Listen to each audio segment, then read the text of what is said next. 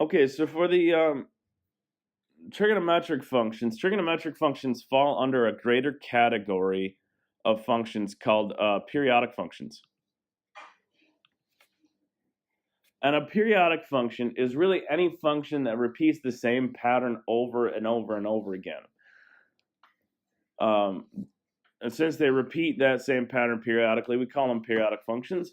So one such situation would be to suppose you're riding a Ferris wheel with a diameter of 600 feet, which is a massive Ferris wheel. At the 6 o'clock position, suppose your height is 0 feet. So we're going to say that the bottom of the Ferris wheel is our baseline height of 0 feet. So I always like to double check, especially as I get older and we use more and more digital clocks. Does everybody understand what I mean when I say 6 o'clock position, 12 o'clock position, and so on? Yeah. Okay, just double checking. I don't want to assume that, because I'm assuming that a few years down the line, the terms clockwise and counterclockwise are going to start to fall out of regular usage or understanding, just because everything's going digital. But as long as we understand that now, then we can work from that baseline. So 6 o'clock position is the bottom of the Ferris wheel. Now, if this Ferris wheel has a diameter of 600 feet, what height are you at when you're at the 12 o'clock position?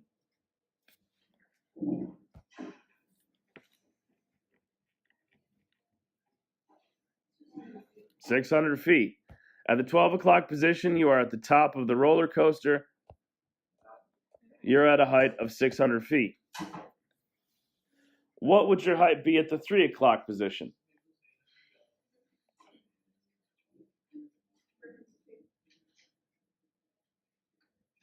Somebody might have said it, but I didn't quite hear it. 300 feet is correct. Okay, you'd be halfway between the ground and the highest point that you're going to reach on that Ferris wheel. So only 300 feet. What would your height be at the 9 o'clock position? Also 300 feet. So if we think about this, just to draw a quick picture, make sure that we're all on the same Ferris wheel. Here's the 6 o'clock position, and you're at a height of 0 feet. Now, since the diameter has 600 feet, when you're at the 12 o'clock position, you're at 600 feet.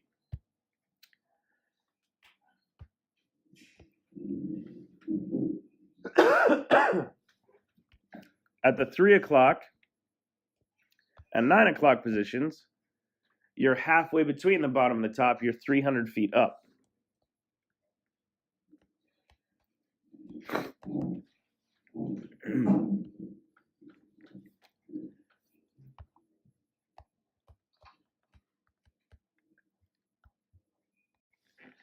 All right, if the Ferris wheel makes 1 revolution every minute, what height are you at 1.5 minutes after you start?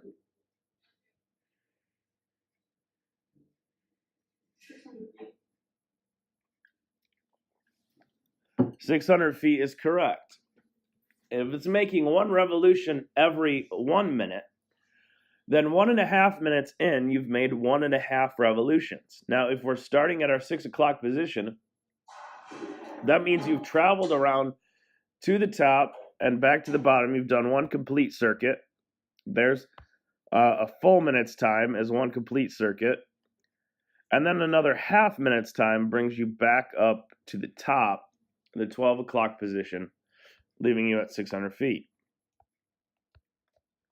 What height would you be at 2.5 minutes after you start?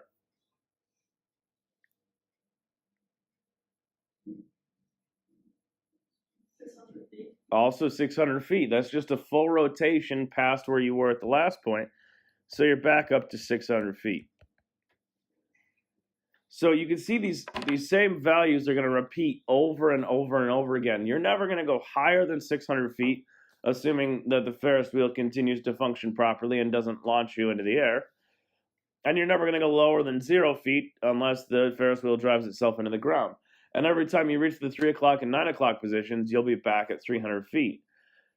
And since if we assume that Ferris wheel continues moving at a constant rate, okay, so we'll just pretend that you've always been on it and you're never going to get off, then that keeps changing at regular intervals. You're going from 0 to 300 to 600 to 300 back to 0 over and over again at predictable rates.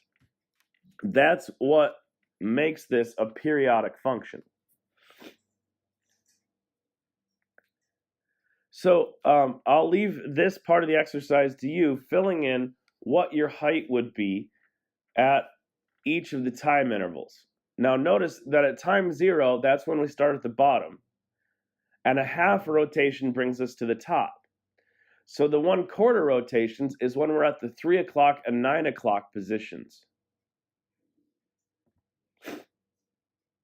So take a second and just fill in those heights real quick.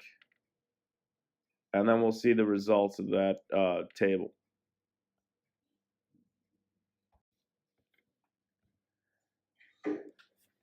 So again, at time 0, we have a height of 0, and we return to that point at every full rotation, or every 1-minute interval. Every half minute, alternating from that, we hit the top at 600 feet.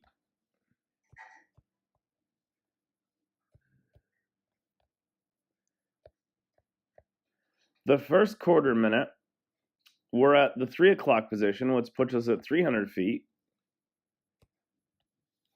And then at the third quarter, we're at the 9 o'clock position, which puts us at 300 feet. And we would see that pattern repeating over and over again as well.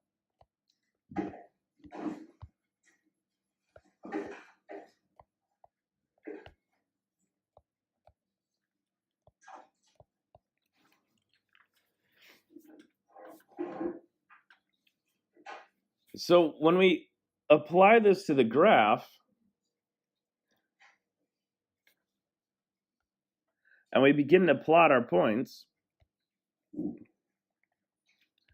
we see this obvious pattern emerge in our graph.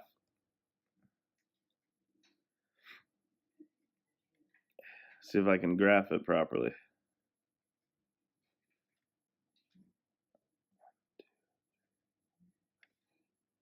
This one's a little off.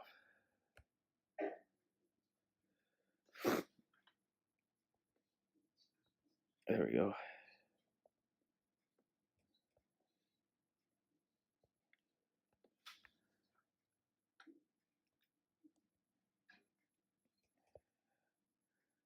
Now, the view that we get of this graph is kind of the picture that you would see if instead of going around a Ferris wheel, you just went up and down.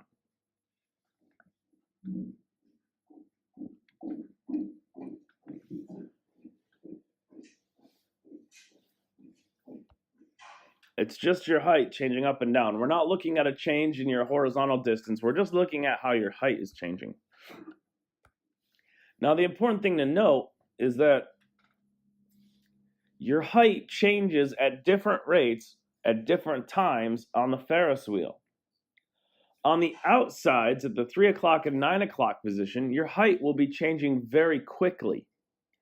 When you approach the top, your change in height slows down. When you approach the bottom, your change in height slows down.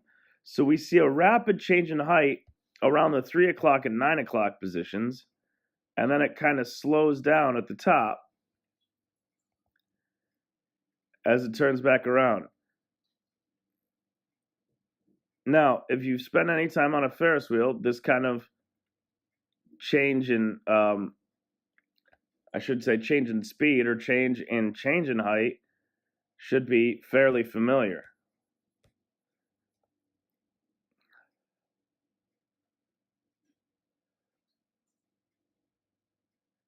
Pardon my horrible drawing skills.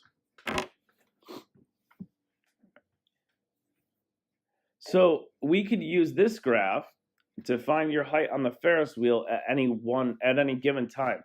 We don't have to limit it to specific time frames. We don't have to limit it to just 3 o'clock position, 9 o'clock position, and so on. We could find your time or your height at any given time. So that's the beauty of a periodic function. Now, a periodic function has to have a couple of important characteristics. We said its values repeat at regular intervals.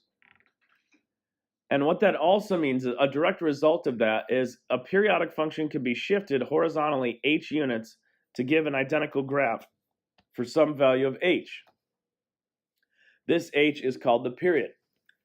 So if you think about this, if you get on at the 6 o'clock position at 12 o'clock noon, and we plot your height, and somebody else gets on the Ferris wheel at the 6 o'clock position at 12:03 exactly, well, they're going to have to be getting in the same car as you because you've completed exactly 3 cycles.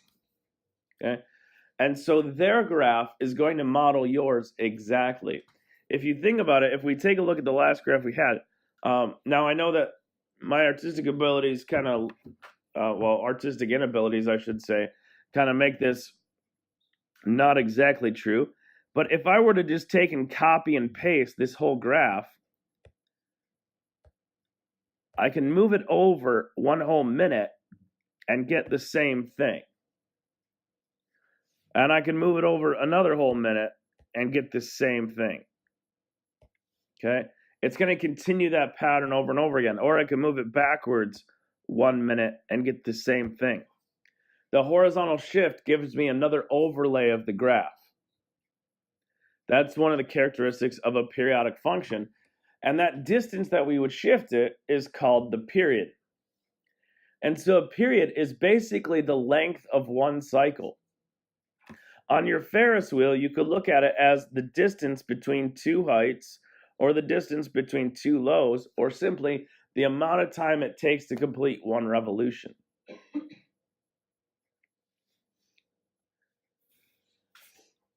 The midline is the horizontal line halfway between the maximum and minimum values. Okay, so it's where the center of the Ferris wheel is. The amplitude, we often make a mistake with this one because we take the whole height of the Ferris wheel, but that's not the amplitude. The amplitude is the vertical distance between the midline and either the maximum or the minimum.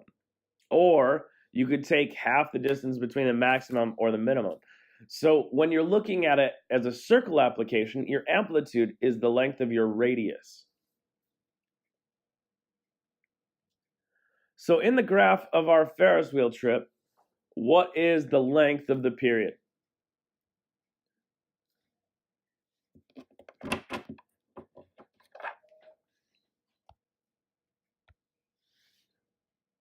How long does it take to complete 1 cycle?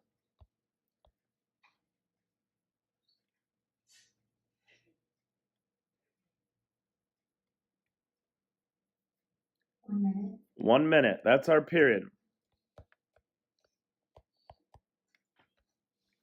And another way to define that is, as I said, the amount of time, and we can use time in this case because that was our input, the amount of time it takes to complete 1 revolution.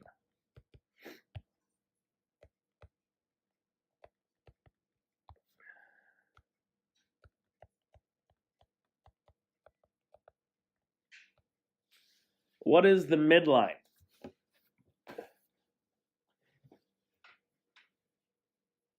What's the height of the center? Sorry, go ahead. 300 feet. 300 feet. Okay, that's the height of the center mark. Or it's halfway between the maximum and the minimum. What is the amplitude? 600 feet. Careful. Remember, it's the length of the radius, or half the distance between the top and the bottom. 300 feet. In this case, it's identical to the midline, and that's just because our Ferris wheel has a base at the bottom. That won't always be the case. You could easily have a different amplitude in midline. So remember, amplitude is half that distance. It's the radius of the circle that you're traveling, not the diameter. All right.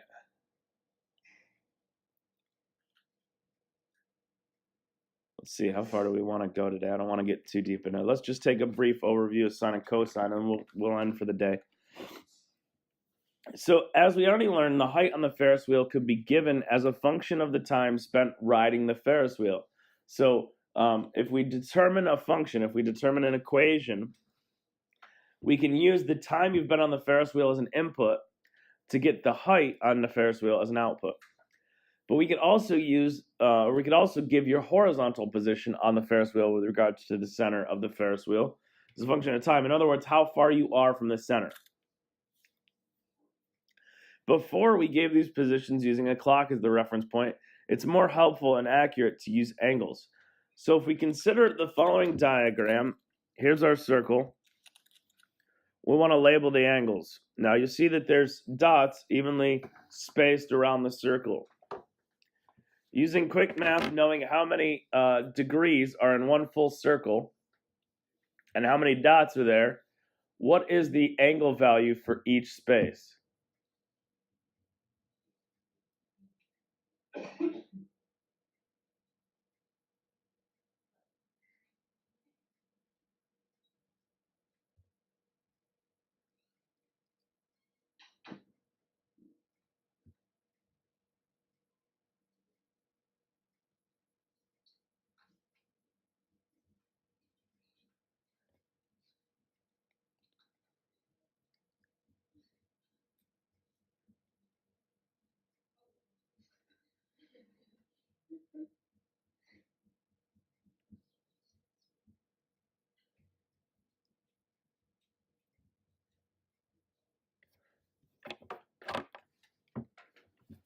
All right, let's break it up into pieces.